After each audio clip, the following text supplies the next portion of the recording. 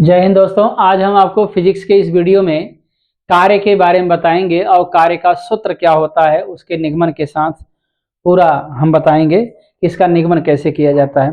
सबसे पहले कार्य की परिभाषा बताएंगे हम, कार्य किसे कहते हैं, कार्य क्या है। तो एक्चुअली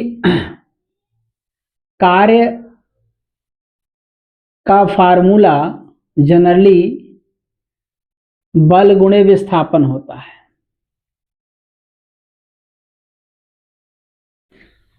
कार्य बराबर बल गुणे विस्थापन, इस फार्मूले को आप देख करके परिभाषा बोल सकते हैं। किसी वस्तु पर लगाया गया बल F तथा बल की दिशा में होने वाले विस्थापन के गुणनफल को कार्य कहते हैं। चलिए एक बार बताते हैं फिर से। अगर किसी वस्तु पर कोई काम कर रहा है, जैसे हम ही हैं, कुछ ये मान लीजिए बोर्ड पे लिख रहे हैं, तो मतलब हम काम कर रहे हैं, बोर्ड पर काम कर रहे हैं, हमारे द्वारा बोर्ड पर क्या किया जा रहा है, कार्य किया जा रहा है। तो कितना कार्य हमने किया है, अगर कार्य निकालना हो तो बहुत आसान तरीका है, ध्यान से सुने आप। इसका फार्मूला छोड़ दीजिए, आप देखिए पहले परिभाषा क्या होती है। किसी वस्तु पर लगाया गया बल F, किसी वस्तु पर लगाया गया बल F तथा बल की दिशा में होने वाले विस्थापन, किसी वस्तु पर लगाया गया बल F तथा बल की दिशा में होने वाले विस्थापन के गुणनफल को, मतलब इन दोनों का गुणा कर देंगे, इसी गुणनफल को क्या कहते हैं, कार्य कहते हैं, मतलब कार्य के बराबर होता है। फिर से एक बार, किसी वस्तु पर लगाया गया बल F तथा बल की दिशा में होने वाले विस्थापन के गुणनफल को कार्य कहते हैं। कार्य को W से दर्शाया जाता है, अर्थात W बराबर F इंटू डी हो गया। आप ध्यान से सुनेंगे, हमने बोला किसी वस्तु पर लगाया गया बल, जो भी बल हो, F बोलते हैं उस बल को, और बल की दिशा में होने वाले विस्थापन के गुणनफल को कार्य कहते हैं। असल में ये कार्य जो है धनात्मक कार्य की परिभाषा होती है। जो मैंने बोला है धनात्मक कार्य, धनात्मक कार्य है। फिर से सुन लीजिए आप, इस बल और विस्थापन की दिशा सेम होनी चाहिए। जिधर बल लग रहा है किसी वस्तु पर, उसी दिशा में वो उस वस्तु को विस्थापित होना चाहिए, मतलब उसी दिशा में उसको जाना भी चाहिए। तो जितनी दूर गई है उस दूरी का गुणा जितना बल लगा है उसमें कर देंगे ना, तो उस वस्तु द्वारा किया गया कार्य या उस वस्तु पर किया गया कार्य निकल जाएगा। तो W बराबर F इंटू डी सूत्र हो गया। ये तो normally according to class 9th कक्षा 9 वालों के लिए, लेकिन अगर हम इंटरमीडिएट की बात करें तो पूरी बात आपको बताएं, ये अदिश राशि होती है। कार्य कैसी राशि होती है, अदिश। बल और विस्थापन सदिश होते हैं। तो इनको अगर वेक्टर कंडीशन में लिखा जाए, वेक्टर का वीडियो हमने डाला है, वेक्टर कंडीशन में लिखा जाए तो AF के ऊपर वेक्टर का चिन्ह लगाएंगे, और ये भी सदिश राशि है, इसके ऊपर भी वेक्टर का चिन्ह लगेगा। अगर ये अदिश है तो निश्चित रूप से यहाँ पर डॉट लगना चाहिए। क्या लगना चाहिए, डॉट। अगर ये सदिश होती तो यहाँ क्रॉस लगा देते हैं, आप याद रखिएगा। तो W is equal to vector F dot vector D। ये है वेक्टर स्वरूप, वेक्टर का रूप, वेक्टर के रूप में कार्य का सूत्र है। अगर हम इसको तोड़ें, आपको पता होना चाहिए F इंटू डी, अगर वेक्टर हटाएं, परिमाण के रूप में लिखें, तो डॉट अगर हटता है तो याद रखिएगा कॉस लगता है। यहाँ पर त्रिकोणमितीय अनुपात में कॉस लगता है, और यहाँ पे कोण लिखेंगे थीटा। थीटा F और D के बीच का बना हुआ कोण है। आप यहाँ गुणा लगाएं चाहे डॉट लगाएं, कोई फर्क नहीं पड़ेगा। गुणा और जो गुणा क्रॉस और डॉट का होता है, ये इनके ऊपर वेक्टर लगता है, सदिश राशियां हैं, इनके ऊपर वेक्टर लगता है, तभी ये डिसाइड होती हैं कि इनके ऊपर इनके बीच में डॉट लगाना है, क्रॉस लगाना है। अगर आप इनके ऊपर वेक्टर नहीं लगाए हैं तो आप डॉट लिखे, क्रॉस लिखे, कोई फर्क नहीं पड़ता। ये मैथमेटिकल चीज हो गई, गणितीय ढंग से, और ये अकॉर्डिंग टू फिजिक्स, फिजिक्स के अकॉर्डिंग हो गया। इसका पूरा फार्मूला होता है W equal to F into D cos theta, जहां थीटा एफ और डी के बीच, वेक्टर एफ और वेक्टर डी के बीच बना हुआ कोण है। तो इसको हम हटा रहे हैं, तो डायरेक्टली अगर हम फार्मूला लिखना चाहें तो W is equal to F into D cos theta होता है। अभी मैंने आपको बताया, इसको आप ये कॉस थीटा वाला जो फार्मूला है ये इंटर में पढ़ेंगे 11th में, और ये क्लास 9th के लिए अप्लीकेबल है।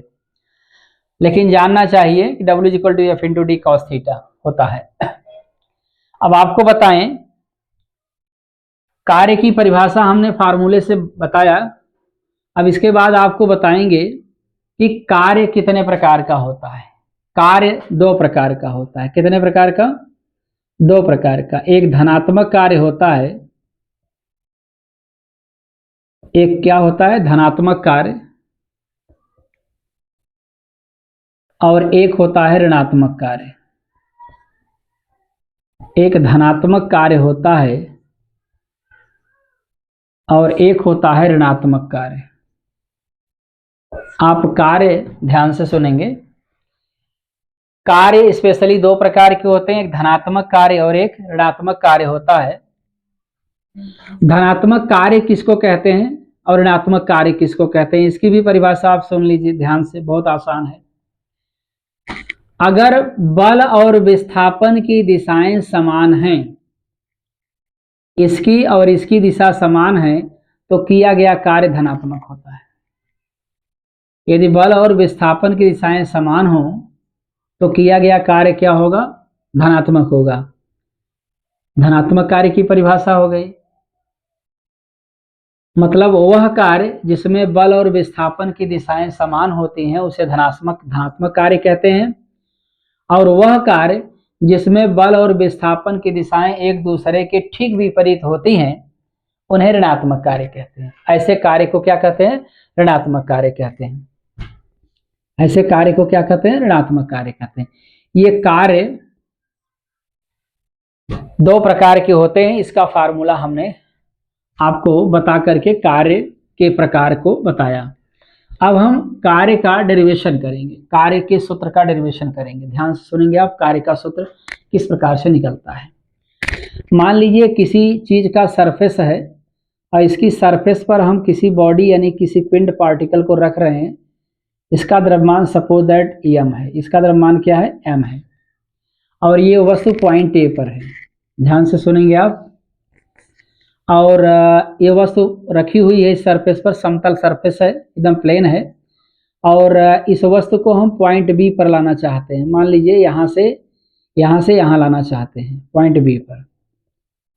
तो अगर ये यहाँ से यहाँ आ रही है तो बिना बल लगाए तो आएगी नहीं। मान लीजिए यहाँ आ गई ये द्रव्यमान की वस्तु, तो इस पर हमने बल लगाया। ध्यान देंगे, बल लगाया हमने कितना?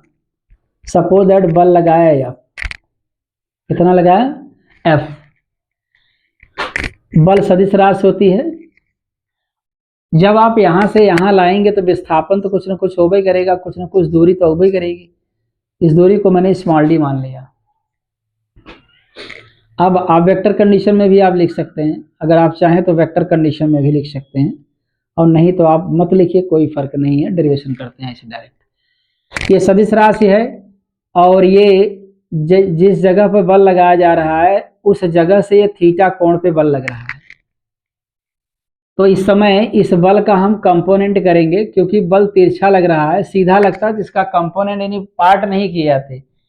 वेक्टर एनालिसिस वाले में, वेक्टर वियोजन वाले चैप्टर में मैंने किसी वेक्टर का वियोजन किस प्रकार से होता है मैंने बताया है, पिछले वीडियो में आप जाके देख सकते हैं।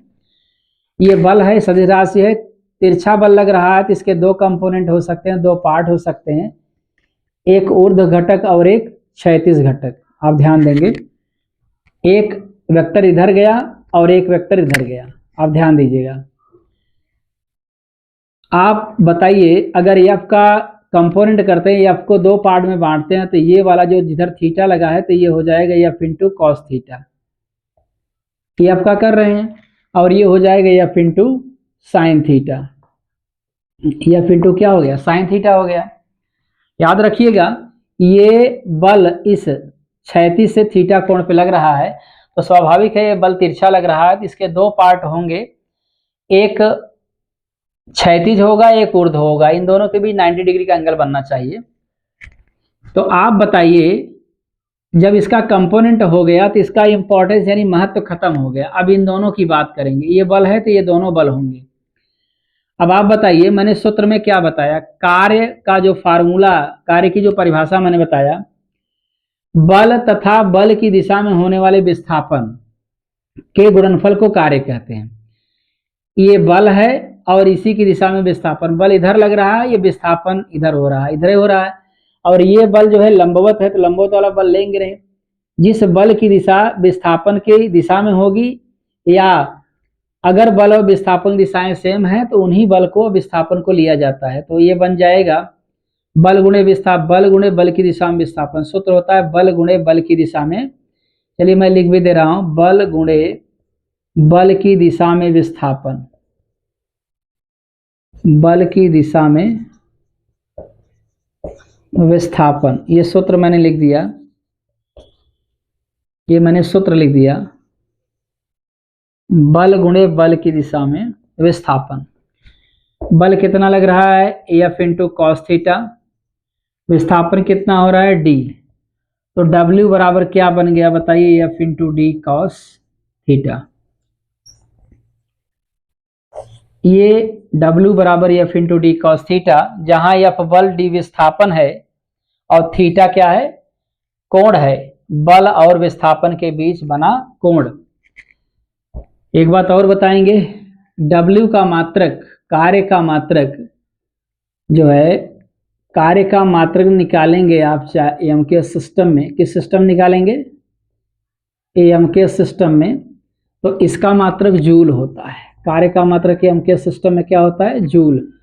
और सीजीएस सिस्टम में क्या होता है, आप बताइए, सीजीएस सिस्टम में, सीजीएस सिस्टम में अर्ग होता है। कार्य का मात्रक सीजीएस सिस्टम में क्या होता है, अर्ग होता है, याद रखिएगा। जूल और अर्ग, ये एम के सिस्टम में और सीजीएस सिस्टम में। अगर आपसे जूल और अर्ग में रिलेशन पूछा जाए तो 1 जूल बराबर, सूत्र पैमाना होता है 1 जूल बराबर 10⁻7 अर्ग होता है, 10⁻7 अर्ग।